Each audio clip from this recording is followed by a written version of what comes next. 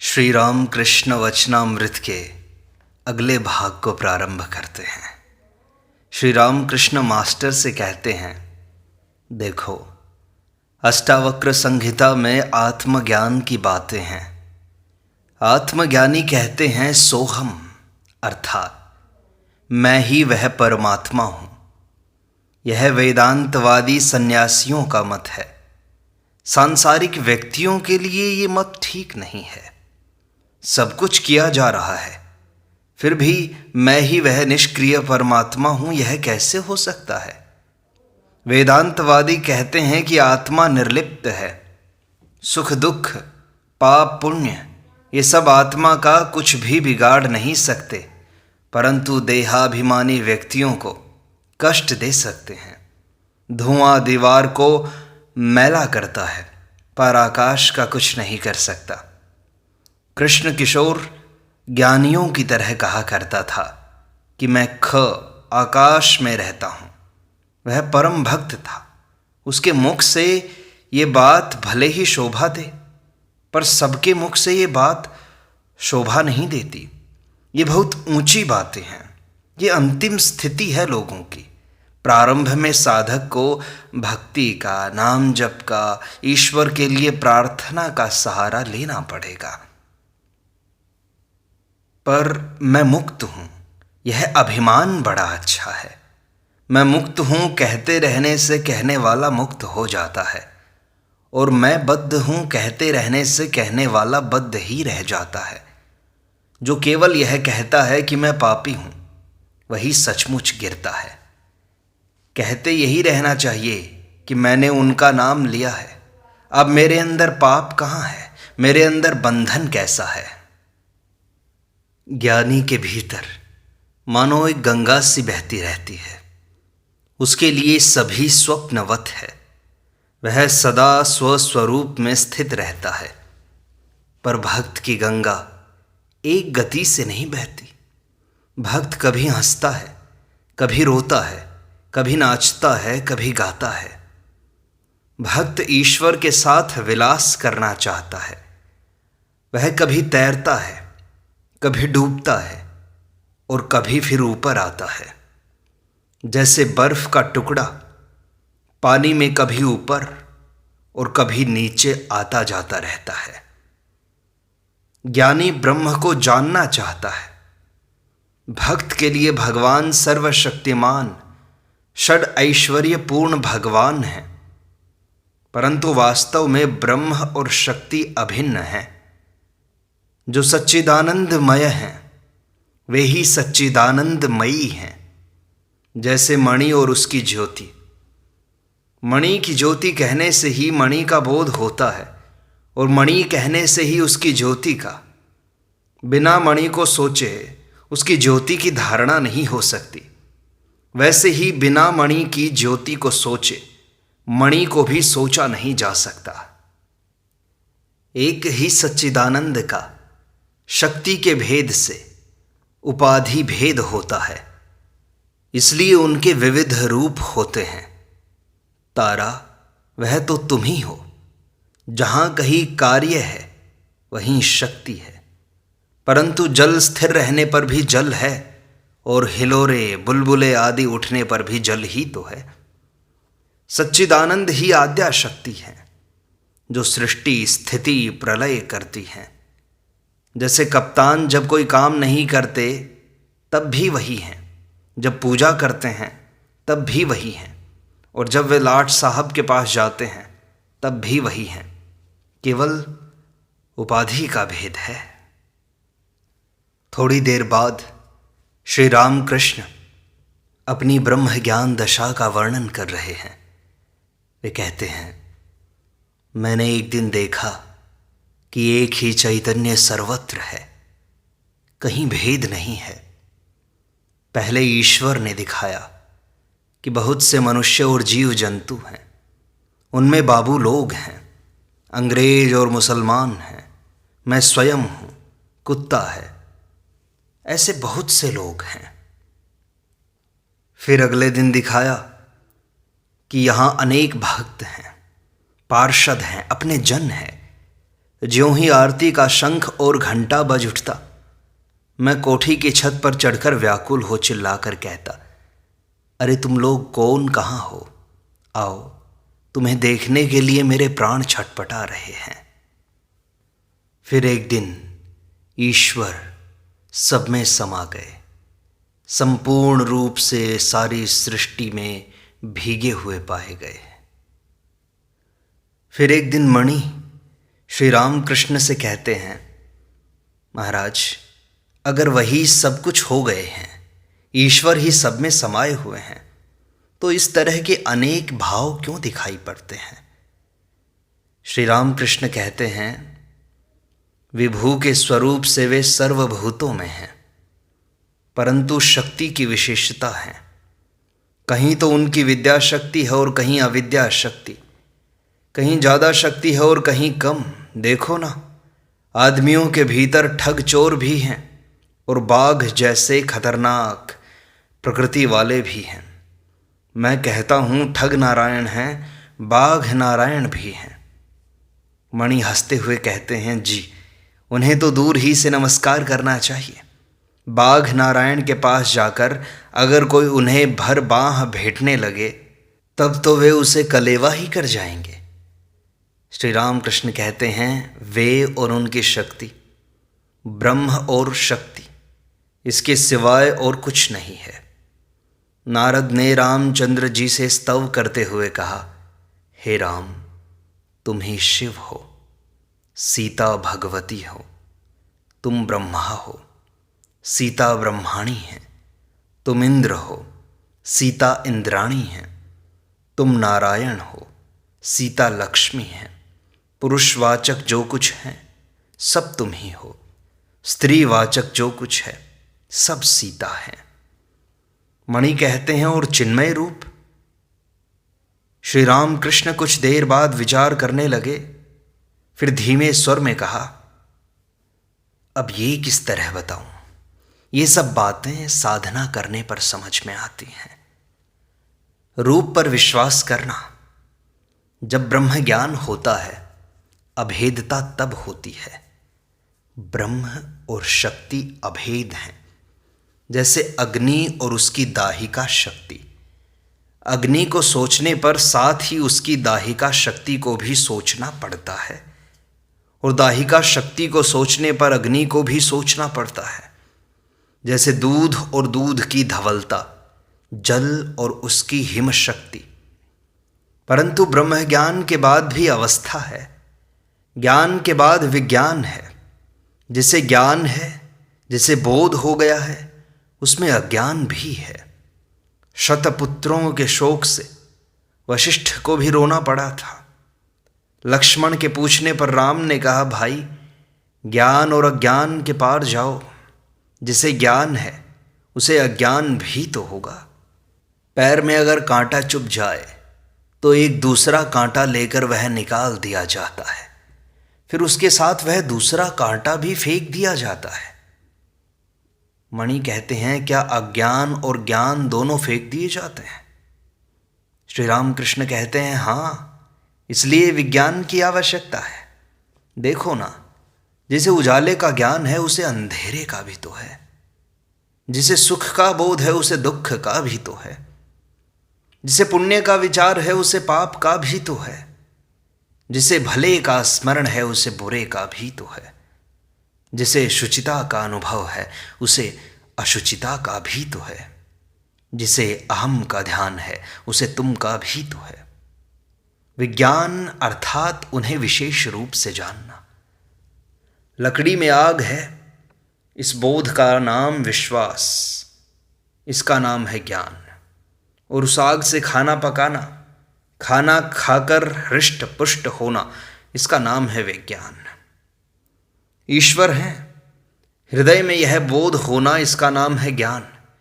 और उनके साथ वार्तालाप, उन्हें लेकर आनंद करना, चाहे जिस भाव से हो, दास्य हो या सख्य हो, वात्सल्य हो या मधुर हो, इसका नाम है विज्ञान।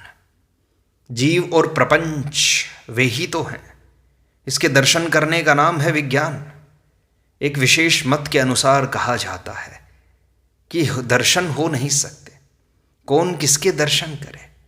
वह तो अपने ही स्वरूप के दर्शन करता है।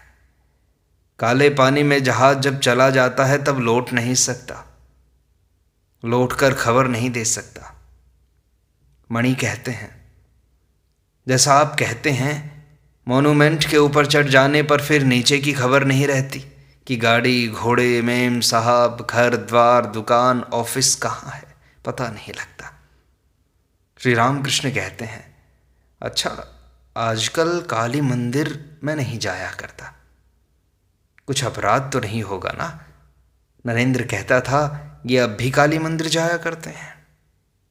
मणि कहते हैं, जी आपकी नई नई अवस्थाएं हुआ करती हैं, आपका भला अपराध क्या है? श्री रामकृष्ण कहते हैं, विषय बुद्धि बिल्कुल लुप्त हुए बिना ब्रह्म ज्ञान नहीं होता, परंतु कलयुग में अन्नगत प्राण है। विषय बुद्धि छूटती नहीं। रूप, रस, गंध, शब्द, स्पर्श, मन सदा इन्हीं विषयों को लेकर रहता है। इसलिए श्री रामकृष्ण कहते हैं, कली में वेद का मत नहीं चलता। जो ब्रह्म हैं वे ही शक्ति हैं। शक्ति की उपासना करने से ही ब्रह्म की उपासना होती है। जिस समय वे सृष्टि, स्थिति, प्रलय करते हैं उस समय उन्हें शक्ति कहते हैं। दो अलग अलग नहीं, एक ही हैं। श्री रामकृष्ण कहते हैं, क्यों नेति नेति करके भटक रहे हो? ब्रह्म के संबंध में कुछ भी कहा नहीं जा सकता। केवल कहा जा सकता है तो अस्ति मात्रम, है मात्र। हम जो कुछ देख रहे हैं, सोच रहे हैं, सभी उस आद्या शक्ति का, उस चित्त शक्ति का ही ऐश्वर्य है। सृजन, पालन, संहार, जीव जगत, फिर ध्यान, ध्याता, भक्ति, प्रेम, सब उन्हीं का ऐश्वर्य है। परंतु ब्रह्म और शक्ति अभिन्न हैं। लंका से लौटने के बाद हनुमान ने राम की स्तुति की थी। कहा था, हे राम तुम ही पर ब्रह्म हो और सीता तुम्हारी शक्ति है, परंतु तुम दोनों अभिन्न हो। जिस प्रकार सर्प और उसकी टेढ़ी गति, सांप जैसी गति को सोचना हो तो सांप को सोचना होगा, और सांप को सोचने पर सांप की गति को भी सोचना पड़ता है। दूध का विचार करने पर दूध के रंग का, धवलत्व का विचार नहीं करना पड़ता, वो अपने आप आ जाता है। और दूध की तरह सफ़ेद अर्थात धवलत्व को सोचने पर दूध का स्मरण अपने आप आ जाता है। जल की शीतलता का चिंतन करते ही जल का स्मरण आता है, और फिर जल के चिंतन के साथ ही जल की शीतलता का भी चिंतन करना पड़ता है।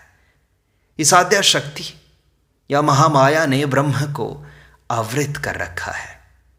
आवरण हट जाते ही मैं जो था वही बन गया, मैं ही तुम ही मैं हूं। जब तक आवरण है तब तक वेदांतवादी को सोहम अर्थात मैं ही परब्रह्म हूं यह बात नहीं चलती। जल की ही तरंग है, तरंग का जल नहीं कहलाता। जब तक आवरण है तब तक माँ माँ कहकर पुकारना अच्छा है। तुम माँ हो, मैं तुम्हारी संतान हूं। तुम प्रभु हो, मैं तुम्हारा दास हूं। सेव्य सेवक भाव अच्छा है। इसी दास भाव से फिर सभी आते हैं।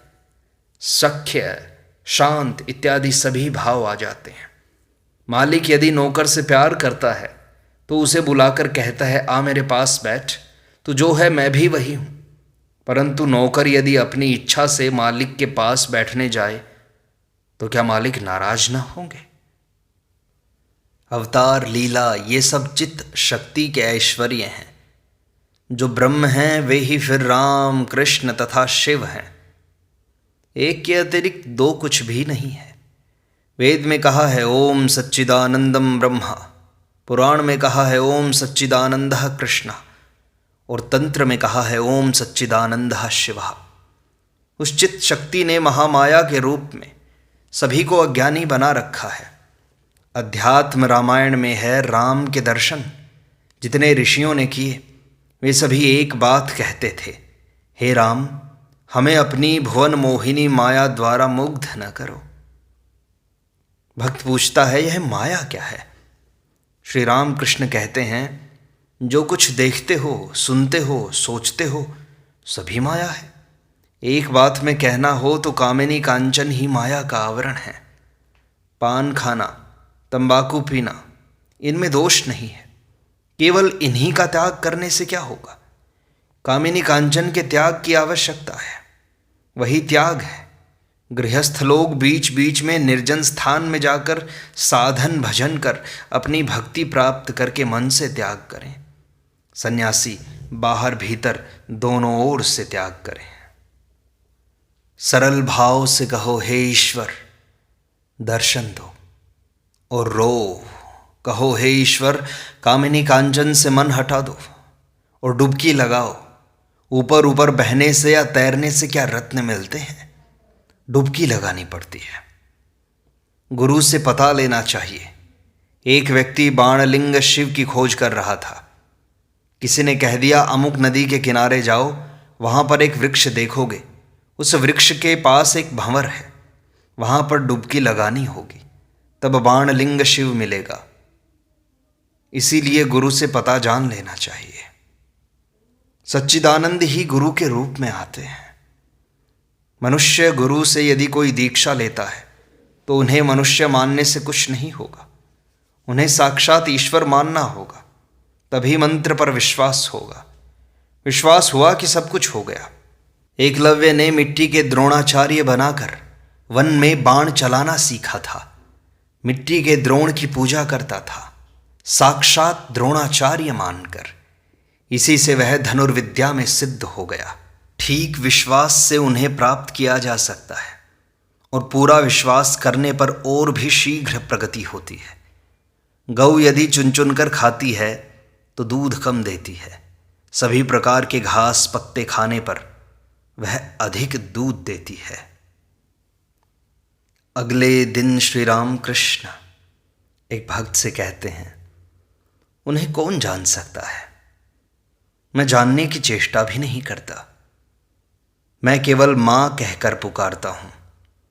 मां चाहे जो करें, उनकी इच्छा होगी तो वे समझाएंगी, और न इच्छा होगी तो न समझाएंगी। इससे क्या है? मेरा स्वभाव बिल्ली के बच्चे की तरह है। बिल्ली का बच्चा केवल म्याऊं म्याऊं करके पुकारता है। इसके बाद उसकी मां जहां रखती है वहीं रहता है। कभी कंडोरे में रखती हैं, कभी बाबू साहब के बिस्तर पर।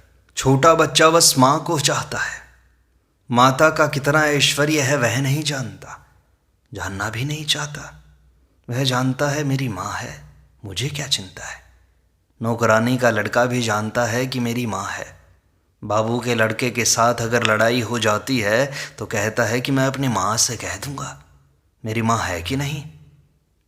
मेरा भी संतान भाव है।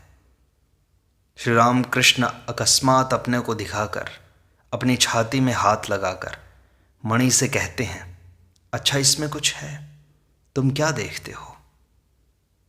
मणि निर्वाक भाव से श्री राम कृष्ण को देख रहे हैं। शायद सोच रहे हैं श्री राम कृष्ण के हृदय में साक्षात जगन माता हैं। क्या जीवों के कल्याण के लिए मां स्वयं देह धारण करके आई हुई है? श्री राम कृष्ण कहते हैं, ईश्वर के संबंध में अनुमान लगाना व्यर्थ है। उनका ऐश्वर्य अनंत है। बेचारा मनुष्य मुख क्या प्रकट कर सकेगा? एक चींटी ने चीनी के पहाड़ के पास जाकर चीनी का एक कण खाया, उसका पेट भर गया। तब वह सोचने लगी कि अब की बार आऊंगी तो पूरे पहाड़ को अपने बिल में उठा ले जाऊंगी। उन्हें क्या समझा जा सकता है, सोचो तो। इसीलिए मेरा बिल्ली के बच्चे का सा स्वभाव है। माँ जहाँ भी रख दे, मैं कुछ नहीं जानता। छोटे बच्चे नहीं जानते माँ का कितना ऐश्वर्य होता है। इस प्रकार श्री राम कृष्ण वचनामृत का यह भाग यहीं संपूर्णता को प्राप्त होता है। शेष अगले अंक में।